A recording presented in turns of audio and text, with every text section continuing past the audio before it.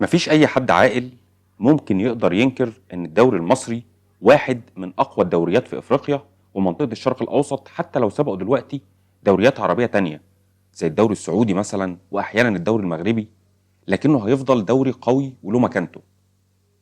الدوري المصري تاريخه كبير جدا، وكان أفضل الدوريات العربية والإفريقية لحد فترة قريبة قوي. والفرق المصرية دايما في معظم المواجهات العربية والإفريقية بتكون الأفضل في كل شيء. ومع بداية الألفينات كان الدوري المصري وصل قمته، وكان بكل المعايير في المركز الأول في المنافسة والإثارة والحضور الجماهيري. السلام عليكم ورحمة الله وبركاته، أهلا بيكم. أنا أحمد خليفة، وهنتكلم النهاردة عن أقوى بطولة دوري في تاريخ مصر، دوري 2001-2002.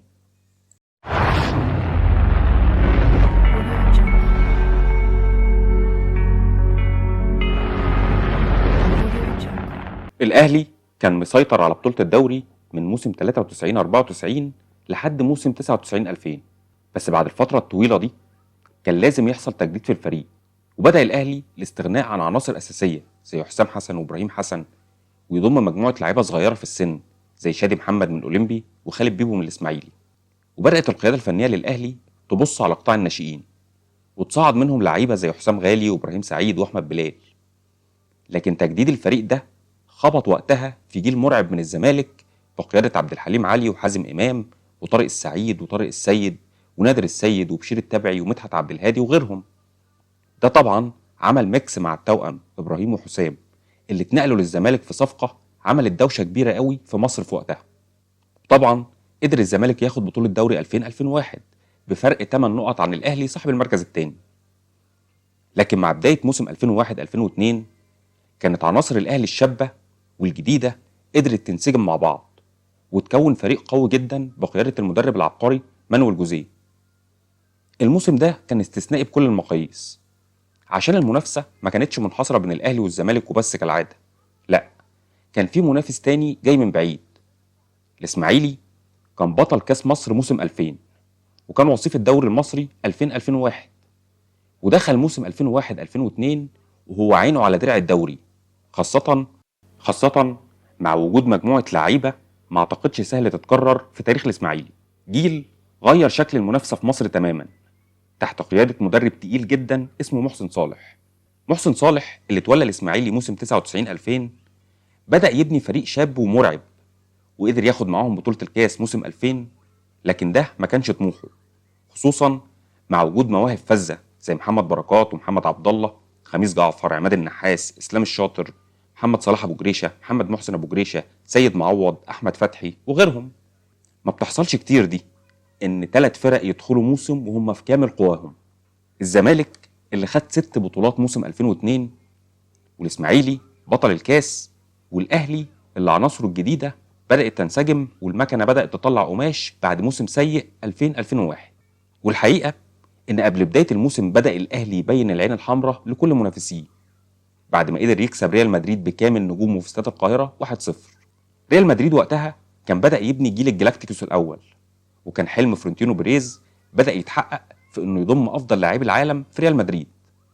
زيدان اللي جاي من يوفنتوس ب 65 مليون دولار، فيجو اللي جاي من برشلونه ب 56 مليون دولار، مع روبرتو كارلوس وراؤول جونزاليس او جولدن بوي زي ما كان ملقب وقتها، وجوتي وسولاري وماندييتا، فرناندو هييرو، ميشيل سالجادو، وانضم ليهم بعد كده الظاهره رونالدو. حلم بيريز كان بدأ يتحقق فعليا، وكان قدر يضم افضل لاعبي العالم تحت شعار نادي القرن الاوروبي. المباراه دي كانت بمناسبه اختيار النادي الاهلي نادي القرن الافريقي، ونادي ريال مدريد نادي القرن الاوروبي، فقالوا يعملوا مباراه احتفاليه كده بنادي القرن الاوروبي ونادي القرن الافريقي. وطبعا وقتها كان في حاله سخريه في الشارع المصري قبل المباراه من النتيجه الكبيره اللي متوقع الاهلي يخسر بيها. لكن الحقيقه ان الاهلي عمل ماتش كبير جدا في الاداء والنتيجه، وقدر يكسب المباراه بعد اداء كبير وبعد تضييع فرص كتيره جدا جدا كانت كفيله ان الاهلي يخرج كسبان سكور امام ريال مدريد. بدايه الاهلي الافريقيه في دور المجموعات ما كانتش احسن حاجه، خصوصا بعد ما خسر من بيترو اتلتيكو الانجولي في استاد القاهره بنتيجه 4-2 في مباراه كانت سيئه جدا للاهلي في النتيجه. اما بالنسبه للاداء ما كانش مرضي طبعا، بس ما كانش برضه لدرجه الخساره بالاربعه من فريق مغمور. لكن الاهلي قدر يتدارك الموقف بعد كده في المجموعات، ويتخطى دور المجموعات ويكمل وياخد البطولة كمان. دوري 2001-2002 كان خارج التوقعات عشان محدش كان قادر يتكهن قبل بداية الموسم بالبطل، بس برضه الحقيقة محدش كان متخيل اللي هيحصل في الموسم ده. دخلوا الثلاث فرق بطولة الدوري بأداء قوي جدا، واستمرت المنافسة وحصد النقط بين الفرق الثلاثة المتصدرة، الأهلي والزمالك والإسماعيلي. الإسماعيلي من أول مباراة في الموسم كان واضح جدا إصراره على إنه يعمل حاجة كبيرة، مش مجرد منافسة عادية زي أي موسم كويس للدراويش. بدأ الإسماعيلي المباراة الأولى على ملعبه ووسط جمهوره مع الترسانة، وقدر يكسب 2-0. بعدها اتعادل مع الزمالك بدون أهداف في الإسماعيلية، لكن الجولة الثالثة والرابعة كانوا خارج أرض الإسماعيلي، وقدر يحقق الفوز على المنصورة في المنصورة وعلى المحلة في المحلة بنفس النتيجة 1-0. الجولة الخامسة حقق الإسماعيلي أكبر فوز له في الموسم بعد ما فاز على سوهاج في الإسماعيلية 5-0. الجولة السادسة حقق الإسماعيلي الفوز على المقاولين بنتيجة 2-0، وبعدها عزف الدراويش أحلى سمسمية في استاد الإسماعيلية وفازوا على غزل السويس بنتيجة 4-0 في مباراة ممتعة جدا للدراويش. الجولة اللي بعدها اتعادل الإسماعيلي للمرة الثانية في الموسم قدام الاتحاد السكندري في اسكندرية، بعد طبعا أول تعادل اللي كان مع الزمالك في الإسماعيلية. أول هدف يدخل مرمى الإسماعيلي كان من الأشقاء نادي القناة في المباراة اللي انتهت لصالح الإسماعيلي بنتيجة 3-1 عشان يرجع الدراويش لنغمة الانتصارات مرة تانية. الجولة اللي بعدها حقق الإسماعيلي الفوز بصعوبة شديدة على بلدية المحلة بنتيجة 1-0 بهدف المتألق محمد بركات، وبنفس النتيجة فاز الإسماعيلي على المصري في استاد بورسعيد. أما في المباراة المؤجلة بين الأهلي والإسماعيلي في الإسماعيلية انتهت بنتيجة التعادل الإيجابي 1-1. أحرز الإسماعيلي عمرو فهيم، وللأهلي إيفيلينو اللي كان جاي من بيترو أتلتيكو مع جilberto، بس إيفيلينو بعدها وقع في مثلث برمودا ومحدش يعرف عنه حاجة لحد دلوقتي. وبكده بينهي الإسماعيلي الدور الأول وهو متصدر البطولة. بدأ الدور الثاني وكان فيه تساؤلات كتيرة من كل الجماهير. هل هيقدر الإسماعيلي يكمل على نفس الوتيرة، ولا هتبقى مجرد صحوة وتنتهي مغامرة الفريق وتتحطم أحلام المدينة الكاملة قصاد شراسة الأهلي وموهوبين الزمالك؟ أول مباراة في الدور الثاني كانت مع الشواكيش على ملعبهم، وانتهت بنتيجة التعادل 1-1 بعد ما كان الإسماعيلي متقدم في النتيجة، إلا إن الإسماعيلي قدر يرجع تاني للفوز بعد ما قدر ينتصر على جولدي في الإسماعيلية بهدف واحد في مباراة صعبة جدا. تشكيك الجماهير في فريق الإسماعيلي انتهى تماما بعد لقاء الزمالك في استاد القاهرة اللي قدروا يفوزوا فيه عليه بنتيجة 4-3، وعملوا مباراة من أفضل مباريات الإسماعيلي في تاريخ الدوري المصري. وتأكيدا لصدارة الدوري قدر الإسماعيلي يفوز على المنصورة في الإسماعيلية بنتيجة 3-0. أما الجولة اللي بعدها برضو قدر الإسماعيلي يفوز على غزل المحلة العنيد في استاد الإسماعيلية 1-0. بعدها فاز على سوهاج في سوهاج بنتيجة 1-0 في مباراة كانت معقدة جدا وصعبة جدا على الدراويش. لكن أكتر المباريات صعوبة فعلا كانت قصاد المقاولين العرب في الإسماعيلية، بس إصرار الدراويش على المنافسة على البطولة خلاه يتحدى كل الصعاب ويفوز 1-0 على المقاولين عشان يقرب خطوة كبيرة من اللقب. بعدها فقد الإسماعيلي نقطتين مهمين جدا في صراع لقب الدوري بعد ما تعادل مع غزل السويس في السويس بنتيجة 1-1. بس فريق الإسماعيلي رجع تاني بسرعة للانتصارات بعد ما فاز في الإسماعيلية على الاتحاد السكندري بنتيجة 3-0، منهم هدفين في الوقت بدل الضايع. عزيزي المشاهد، انت دلوقتي على موعد مع مباراة اتصنفت في رأي كل المهتمين بالكرة في مصر إنها الأفضل في تاريخ الدوري المصري. مباراة من اللي بتحصل مرة كل 100 سنة. ماتش تكسير عظم بين الأهلي والإسماعيلي في استاد القاهرة. الأهلي دخل المباراة وهو في المركز الثاني بفرق الأهداف عن الإسماعيلي. الفريقين عندهم 57 نقطة، لكن بالنسبة للأهداف فالأهلي مسجل 42 هدف ودخل مرماه 15، أما الإسماعيلي فسجل 45 هدف ودخل مرماه 11 فقط. خميس جعفر نجم خط وسط الدراويش بيقول إنه أثناء ركوب الأتوبيس والتوجه من الإسماعيلية للقاهرة كانت جماهير الإسماعيلي في البلكونات متفائلين وعمالين يزغرطوا وعندهم ثقة كبيرة قوي في قدرة فريقهم على الفوز على الأهلي وحسم اللقب بنسبة كبيرة جدا.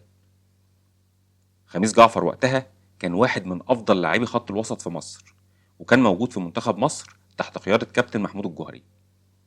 جعفر بيقول إن تعليمات محسن صالح كانت محاولة السيطرة على خط النص، وإنه حاول هو وأحمد فتحي ينفذوا التعليمات وقدروا يحدوا من خطورة الأهلي، وكان الإسماعيلي دايما هو اللي بيتقدم والأهلي بيحاول يرجع في النتيجة.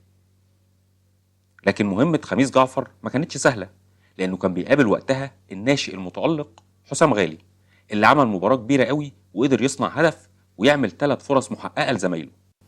عطية صابر نجم وسط الإسماعيلي اللي نزل في الشوط الثاني من المباراة كان بيقول إن أعصاب اللعيبة على الدكة كانت مشدودة جدا، وإن كابتن محسن صالح دافع بيه في الشوط الثاني عشان يوقف خطورة محمد عمارة اللي كان صنع الهدف الثاني لمحمد فاروق من كرة عرضية طلع فاروق حطها في أقصى الزاوية البعيدة. وكمل صابر وقال إن كان دوره إنه يلعب في المساحة الفاضية اللي بين شادي محمد ومحمد عمارة عشان يستغل قدرته في التسديد ودقة كراته العرضية. وبالفعل قدر عطية صابر إنه يحصل على ضربة جزاء بعد تمريرة متفق عليها بينه وبين بركات ظاهرة الإسماعيلي. وقال صابر إنه بعد ما استلم تمريرة بركات كان قدامه حلين، الأول إنه يعمل عرضية على طول لكن خاف من إن عمارة يمد رجله ويطلعها، أما الحل التاني إنه يتقل شوية على الكورة عشان يجبر عمارة على الاحتكاك بيه وارتكاب خطأ جوه المنطقة والحصول على ضربة جزاء. وبالفعل ده اللي حصل بالظبط. وبعد نزول علاء إبراهيم للأهلي كمهاجم تالت رجع صابر لعب رابع مع عماد النحاس وعمرو فهيم وإسلام الشاطر. محمد فاروق نجم هجوم الأهلي قال إنه بدأ المباراة عشان خالد بيبو كان موقوف وإن جوزيه اعتمد على طريقة 3-4-3. كان دور فاروق الأساسي هو اللعب كجناح أيمن أمام سيد عبد الحفيظ، أما في حالة الكرات العرضية اللي هو مميز فيها جدا فكان بينضم جوه المنطقة لأحمد بلال عشان يلعب مهاجم تاني. بلال المتألق سجل هدفين وسدد على المرمى 8 تسديدات. كمل فاروق وقال إنه كان حزين جدا لأنه ما قدرش يسجل هدف في مباراة الستة رغم إن جات له فرص كتير جدا للتهديف لكن للأسف ضاعت كلها، وده اللي خلاه يروح مسجد الحسين يصلي ويدعي عشان يرجع يهدف تاني. وبيقول فاروق إنه في الضربات الثابتة اللي على الأهلي كان بيبقى مكلف في مراقبة عمرو فهيم المميز في الكرات الهوائية، لكن لحظة تسجيل فهيم الهدف الثاني كانت فاول صريح بعد ما عمرو فهيم زقني ووقعني على الأرض، واستغربت جدا إن الحكم الأسباني ما حسبش فاول. انتهت المباراة بالتعادل الإيجابي 4-4، ولو نسيت أحداث المباراة ادخل اتفرج على الملخص هتنبسط جدا وتستعيد الذكريات، وقول لي كان عندك كام سنة وقتها وإيه ذكرياتك مع المباراة دي ومباراة ال6-1 بين الأهلي والزمالك. بعدها الإسماعيلي قابل فريق القناة في الإسماعيلية وقدر يفوز عليه 2-1 ويقربوا بخطوتين 3 كده من اللقب. الجولة اللي بعدها الإسماعيلي كان عنده مباراة صعبة جدا قدام بلدية المحلة في المحلة، بس لعيبة الإسماعيلي كانت بدأت تصدق نفسها فعلا وإنهم خلاص كلها فرقة كعب ويدخلوا التاريخ من أوسع أبوابه ويحفروا اسمهم في عقل كل مشجع إسماعيلاوي. قدر الدراويش يفوز على البلدية بنتيجة 3-1. بعدها وفي الجولة الأخيرة الإسماعيلي هيقابل المصري في استاد الإسماعيلية، مباراة حسم لقب الدوري. الإسماعيلي لو فاز ياخد البطولة بغض النظر عن نتيجة مباراة الأهلي. الأهلي كان اتعثر قدام غزل المحلة في المحلة وتعادل بنتيجة 1-1، ورغم إن الأهلي اتقدم عن طريق رضا شحاتة اللي كان متألق في المباراة دي إلا إن العتراوي قدر يرجع للمحلة في النتيجة وينتهي اللقاء 1-1 عشان يتخلف الأهلي عن الإسماعيلي بنقطتين ويدي الإسماعيلي اللقب على طبق من ذهب. والإسماعيلي الحقيقة ما كدبش خبر، بس اللي حصل في مباراة الإسماعيلي والمصري ما ينفعش يتنسي. مدينة كاملة موجودة جوه وبره أسوار النادي، موجودين من قبل المباراة ب4 أو 5 ساعات بيحتفلوا ويهيصوا مستنيين يشوفوا فريقهم وهو بيفوز على المصري ويحقق لقب بطولة الدوري. المباراة دي كانت أول مباراة في تاريخ الدوري المصري بيتم تخصيص مدرج كامل للسيدات فيها، عشان مش بس رجالة وشباب الإسماعيلية اللي كانوا مستنيين يفرحوا، لأ ده كمان البنات والستات مستنيين يفرحوا ويهيصوا. محسن صالح وشوية الفنانين والمقاتلين اللي كانوا معاه قدروا يوحدوا كل مدينة الإسماعيلي تحت شعار واحد، شعار لوجو النادي الإسماعيلي. مش بس قدروا ياخدوا انتباه الإسماعيلاوية، لأ ده مصر كلها، عشان كل جمهور الكورة وقتها كان عنده يقين إن الفريق ده يستحق ياخد بطولة ويستحق يتخلد أساميهم وتتحفر على جدران النادي والمدينة كلها. الإسماعيلي فاز على المصري 3-1 في مباراة محدش هينساها في الإسماعيلية كلها، وكان لازم بعد أحداث الموسم ده المثيرة والفريدة من نوعها وبعد المنافسة الشرسة اللي كانت موجودة طول الموسم إنه يتصنف واحد من أفضل المواسم في تاريخ الكرة المصرية، ده لو ما كانش أفضلهم على الإطلاق. وبكده نكون خلصنا كلام عن أقوى بطولة دوري في تاريخ الدوري المصري. ما تنساش لو عجبك الفيديو تعمل لايك للفيديو، تشترك في القناة وتفعل الجرس عشان يوصلك كل جديد. شكرا واشوفكم على خير.